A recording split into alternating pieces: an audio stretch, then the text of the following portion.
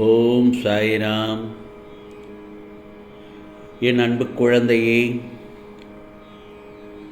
நீ போராடி கொண்டிருக்கும் பிரச்சனை இதோ ஓர் அதிசயத்தில் முடியப் போகிறது. உன் சாயப்பா சொல்வதை நம்பிக்கையுடன் கேள் என் செல்லமே. நிச்சயமாக நடக்கும், நிச்சயமாக பலிக்கும். உன் வாழ்க்கையில் நடக்கும் விஷயங்களும் இப்படி நடப்பதற்கும் உன்னுடைய அவசரமான முடிவுதான் காரணம். நான் பல தடவை உன்னிடத்தில் இதே தான் சொல்லிக்கொண்டே இருக்கிறேன். கொஞ்சம் நிதானமாக யோசி, பொறுமையாக இருந்து முடிவு செய் அப்படி என்று. ஒருவர் உன்னை காயப்படுத்தினாலோ கஷ்டப்படுத்தினாலோ அவர்களை விட்டு நகன்று விடு. அவர்களிடம் இருந்து வாக்குவாதத்தையும் எந்த ஒரு பதிலையும் எதிர்பார்க்காதே. எந்த ஒரு பதிலையும் அவர்களுக்கு சொல்ல வேண்டிய அவசியம் இல்லை.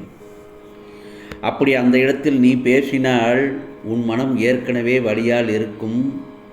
அந்த வலி உன் மனதை இறுக்கி வார்த்தைகளால் அதை வெளிப்படுத்தும். கடைசியில் அது என்னவாக மாறும்? கோபமாக மாறும். அது உன் தவறு இல்லை என் செல்லமே. ஆனால் அது கோபமாய் வெளிப்படச் செய்யும். கோபம் தவறு அல்ல, அது அடுத்தவர்களை வார்த்தைகளால் காயப்படுத்துவது தான் தவறு என்று கூறுகிறேன். மேலும் அவர்கள் உன்னை கோபத்துக்கு உரியவர் என்று சித்தரித்து உன்னை விட்டு போய்விடுவார்கள்.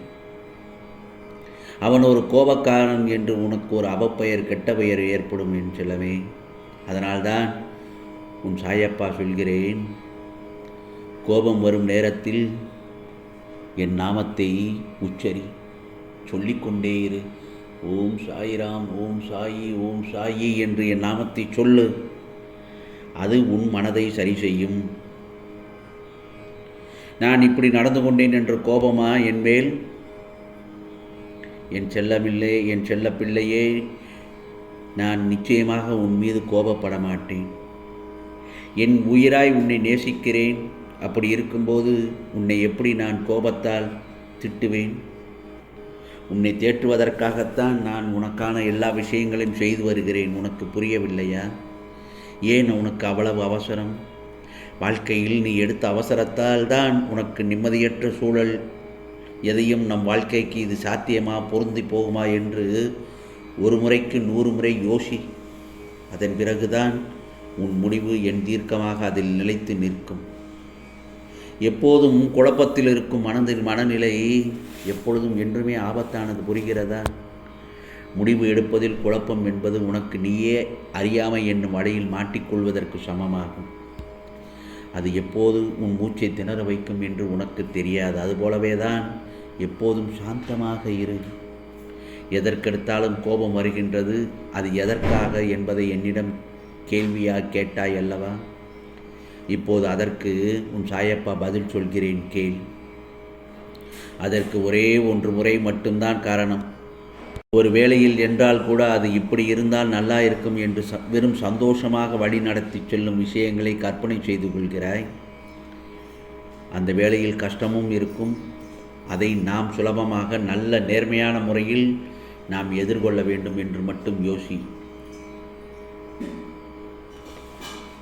ஆனால் நிஜத்தால் அது யதார்த்தமும் கூட. வாழ்க்கை என்பது சந்தோஷமும் கஷ்டங்களும் நிறைந்தது என்று புரிந்து கொள். என்ன சாயப்பா எப்போதும் கஷ்டம் என சொல்லிக்கொண்டே இருக்கிறார் என்று தானே யோசிக்கிறாய்? அதற்கும் காரணம் நீதான். சந்தோஷத்தில் சிரிப்பு வருகிறது, ஆனால் இதே கஷ்டத்தில் என் செல்ல பிள்ளையான நீ கலங்கி போய் நிற்கின்றாயே. அதனால்தான் இரண்டுமே ஒன்றுதான். அதற்காக கஷ்டத்தையே நினைத்து கொண்டு உன் நிம்மதியை இழக்க வேண்டாம். எப்படி சந்தோஷம் மறைகின்றதோ அதே போலத்தான் கஷ்டமும் ஒரு நாள் மறையும். உன் வாழ்க்கை இப்படித்தான் இருக்கும் என்று நீயே முடிவெடுத்து விடக்கூடாது. சந்தோஷம் கஷ்டம் இரண்டும் ஒன்றுதான். இரண்டையும் ஒரே கண்ணோட்டத்தில் எடுத்து பழகு. பகல் இரவு என இரண்டுமே நேரத்தை தான் குறிக்கும். ஆனால் சிலர் பகல் மட்டும்தான் வெளிச்சம் தரக்கூடிய நேரம் என்று, இரவு இருட்டை மட்டும் தரும் என்று நினைப்பது. சூரியனை பார்ப்பது பெரிய விஷயம் அல்ல. அந்த இருட்டிலும் நமக்கு வெளிச்சத்தை தரும் சந்திரன், நட்சத்திரங்களை இருப்பதை மறந்துவிட்டார்கள். காரணம், அவர்களுக்கு இருட்டில்தான் இருட்டு இருட்டு என்றுதான் கண்ணில் தெரிகிறதே தவிர அதில் இருக்கும் வழியான வெளிச்சம் அவர்களுக்கு தெரிவதில்லை.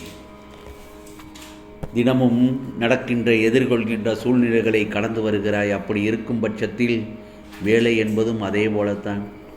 கஷ்டமானது என்று நீ கஷ்டம் என்று நீ ஒதுங்கி போகிறாய் என்றால் எல்லாம் உனக்கு கஷ்டமாகத்தான் இருக்கும். அதற்கு பதிலாக எல்லா விஷயங்களிலும் கஷ்டமானதை தேடிப்போ. அது முதலில் கஷ்டமாக இருக்கும். பிறகு அதுவே பழக பழக அந்த கஷ்டத்தில் இருக்கும் சுலபத்தை நீ உணர ஆரம்பிப்பாய். நான் சொல்வதுதான் உண்மை. புரிகிறதா? நீ வாழ்க்கையில் ஒன்றை புரிந்து கொள். கஷ்டத்தில் சந்தோஷத்தை காணலாம். அதே போலத்தான் சந்தோஷத்தை நீ அனுபவி. ஆனால் அது தரும் சிரிப்பை நீ நம்பாதே. அந்த சிரிப்பு அடுத்த நொடி அடுத்த நிமிடம் மாறியும் போகும், காணாமலும் போய்விடும். ஆகவே அந்த சிரிப்பை உண்மை என்று நம்பினால் உனக்கு நம் வாழ்க்கை இப்படியே இருக்காதா என்ற ஏக்கம் வரும். அது உன்னை மாற்றும். நல்ல விஷயங்களை நீ அனுமதிக்கலாம், ஆனால் மற்ற விஷயங்களை அனுமதிக்காதே. பிறகு அது உன் வாழ்க்கையை மாற்றி அமைக்க ஆரம்பிக்கும். இந்த உலகத்தில் யார் உனக்கு இருப்பார்களோ இல்லையோ, உன் சாயப்பா நான் இறுதி வரை உன் கூடவே நான் இருப்பேன். கவலைப்படாதே. இதுவரை இப்படி எதுவும் உன் கண்களில் படவில்லையோ, இப்போது நான் சொல்வதை உன் மனதில் நிற்கிறதே. அப்படியானால் உனக்கு விடுதலை உறுதி அல்லவா? அனைவர் மீதும் கருதனை கொண்ட நிச்சயமாக உனக்கு நல்லதொரு நிலையைத்தான் உன் சாயப்பா உனக்கு காட்டுவேன். நிச்சயமாக நீ தேடிச் சென்ற காலம் போய் அனைத்தும் உன்னை தேடி தானாக வெகு சில நாட்களில் வந்து உன் வாசல் கதவை தட்டும் நேரம் வந்துவிட்டது.